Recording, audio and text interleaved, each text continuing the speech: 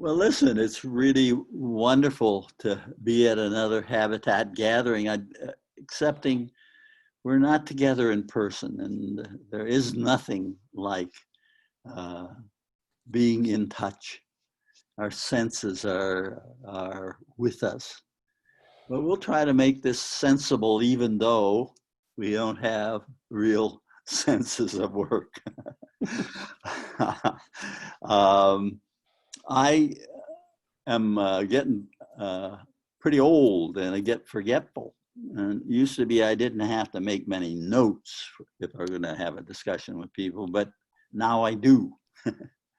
And so I have to look at those notes, and one of the other joys of aging is that your eyes go bad. So it's hard even to read the notes. So I hope you'll bear with me about this because I may be looking down more than I would normally like to do. I'm thinking about the question of a sacred place. If I went down the block where your church is, where your church is, I'm assuming most people here are affiliated with church, and I asked each person on the block, can you tell me whether this block is sacred? I think most of them would think that's a curious and inappropriate question. And some might, but I think most wouldn't. And they probably had never thought about it and wouldn't have a considered judgment, right? And then it might be that somebody would say, well, you know, there is a sacred place here. It's at the end of the block. It's that, you know, that church, they know about this stuff, right? The sacred. Why don't you check with them? And so if I went into church and used the word sacred, let's say in this case with a pastor, I'd think that I would be at home more than I would at the front door of the people on the block. That the word sacred and a sacred place has real meaning to people who are pastors or who are members of churches. What I'm interested in our discussing, however, is not about the church as a sacred place, but the neighborhood as a sacred place. What is the nature of a sacred neighborhood? Now, I have an old friend that some of you probably know of. His name is Walter Brueggemann. And so I sent Walter a note getting ready for this, and I asked him, what makes a sacred place? And Walter said the following: a sacred place is where there are deep memories of both great suffering and glad forgiveness, and where there are big promises not yet kept, but still trusted. It's so good. Let me read it again. A sacred place is where there are deep memories, and he underlines deep memories of both great suffering and glad forgiveness, and where there are big promises, and he underlines big promises, not yet kept, but still trusted. So we recognize the deep memories in our lives. Many of us were recognizing it right now. We are demonstrating now our deep memories of a past that involves slavery. And the Black Lives Matter movement, right, is a deep memory now made manifest and visible. We also have another common deep memory of forgiveness. I'm no theologian, but I think the name for that is Easter. That it is the continuing memory of forgiveness. So we have those kinds of experiences, memories of suffering, memories of forgiveness. But what I'm wondering about in particular is, on my block and on your block or in my neighborhood, are they a sacred place? And how would you know? And supposing you saw your mission to be to enhance a neighborhood so that it became known as, believed in as a sacred place. Well, I think Walter would say we have to have deep memories. And on every block, anywhere, there are deep memories.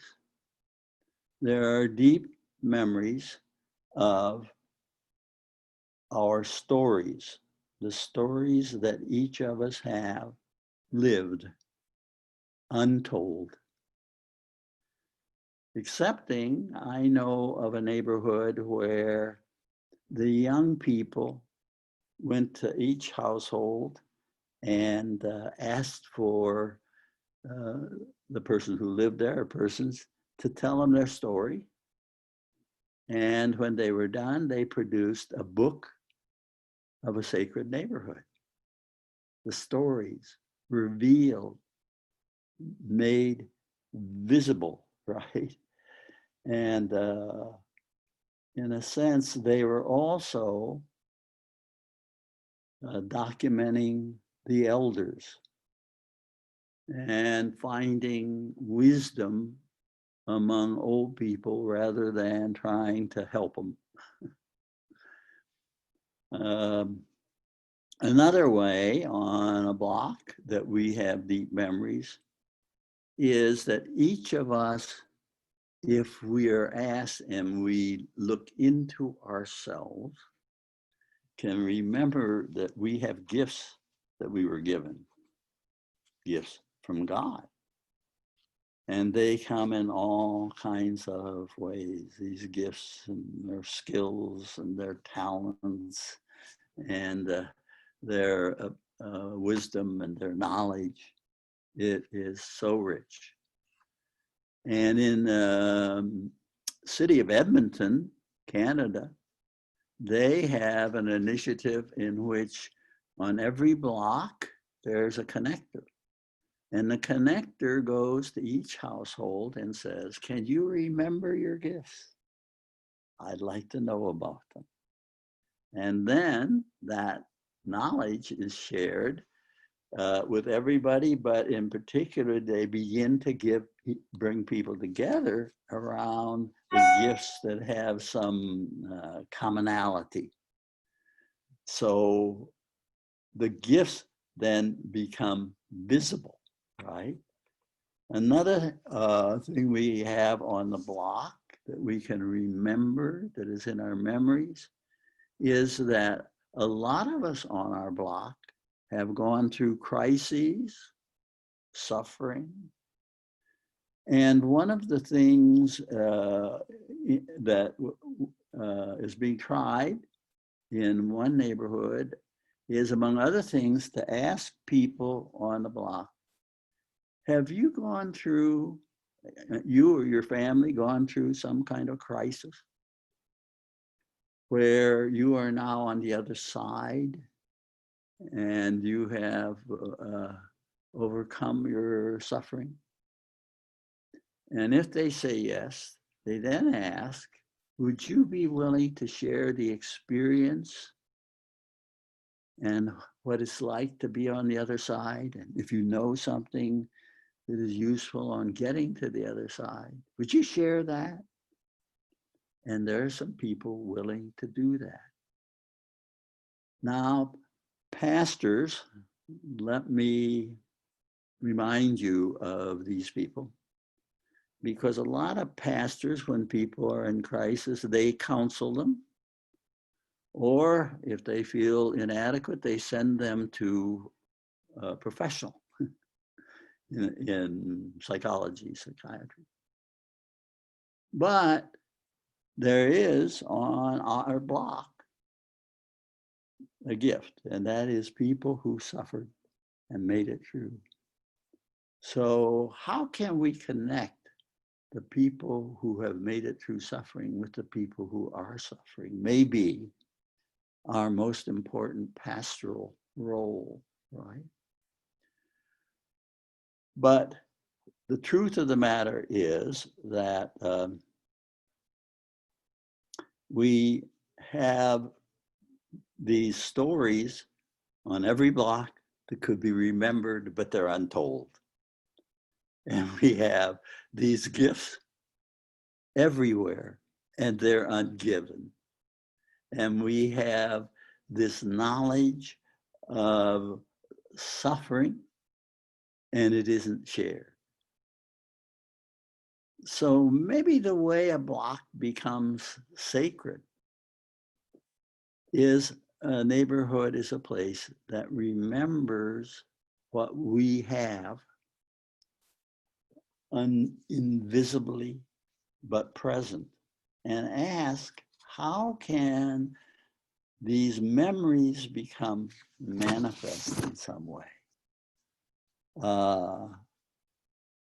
So that our block is a place where stories are told and gifts are given and suffering is shared. Now, one of my favorite philosophers of all time is alive today, David Chappelle. I don't know how many of you know him. Some people mistakenly call him a comedian, but he isn't. He's a great philosopher, and I heard him recently, and he said, when we die, it's like a great library has burned down. Everything we have to share, everything we have to give, everything we have to tell is gone. And our memory can become ashes. But if we have, while we live, shared all that we've been talking about here, if we do that, everybody begins to do that, we have a collective emergence of something that I would call our way, right? Or if you want to use a more hoity-toity word, culture. So if we have a sacred place where these three gifts become manifest and visible, right? That will make up a culture that carries forward, and we will not be in ashes, but we will be in community on and on and on. So,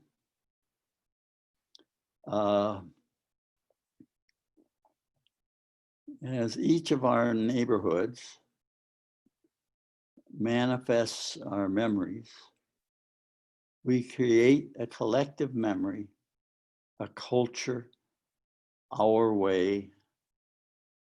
And the wonderful thing at the block level is that if we do become a sacred place, we will achieve the community of humankind.